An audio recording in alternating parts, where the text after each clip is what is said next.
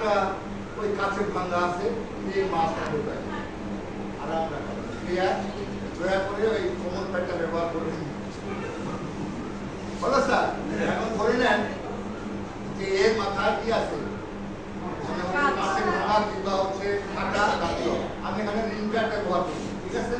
Dressing সুন্দর করলাম, একদম জীবনমুক্ত করলাম, পরিষ্কার করলাম, ড্রেসিং করলাম, তারপরে কি করলাম, আরাম দেওয়ার জন্য এখন রিং প্যাড দিলাম। এখন রিং প্যাডটাকে আটকানোর সঙ্গে আমাকে কি ব্যবহার করতে হবে? এখন আমাকে ব্যান্ডেজ ব্যবহার করতে হবে।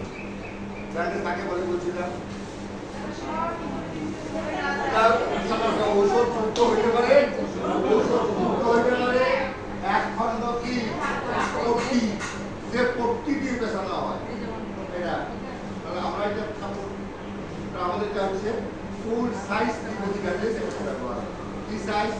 ফুল সাইজ। এখানে কোনো 4 না 1/4 না 2/4 না রোলার বা ন্যারো বা সরু। আচ্ছা কি করবো? এই যে শীর্ষটা আছে না, শীর্ষটা, এই শীর্ষটাকে পিছন দিকে নেব এবং দেখবেন আপনারা আমাদের স্কার্পে এরকম একটা সেলাই আছে। এই সেলাইটা যদি কপালের উপরে পড়ে কি হবে? দাগ হবে, রক্ত চলাচলে একটু হলেও সমস্যা হবে। ওইটাকে ফ্রি রাখবার জন্য, ব্যথা না হওয়ার জন্য, দাগ না হওয়ার জন্য এই সেলাইটার এখানে ছোট্ট করে একটা ফোল্ড দেবে। এই ফোল্ড, তাহলে আমার কিন্তু সাথে এখানে পড়বে না। এখন দাগ হবে, এখন দাগ হবে।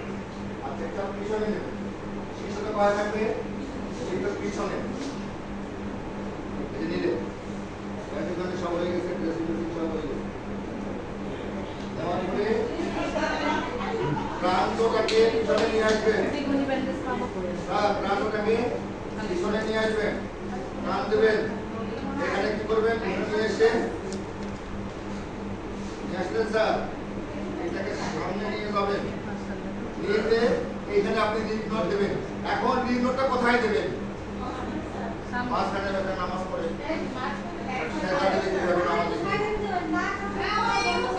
ঘুমাবে কেমন করে?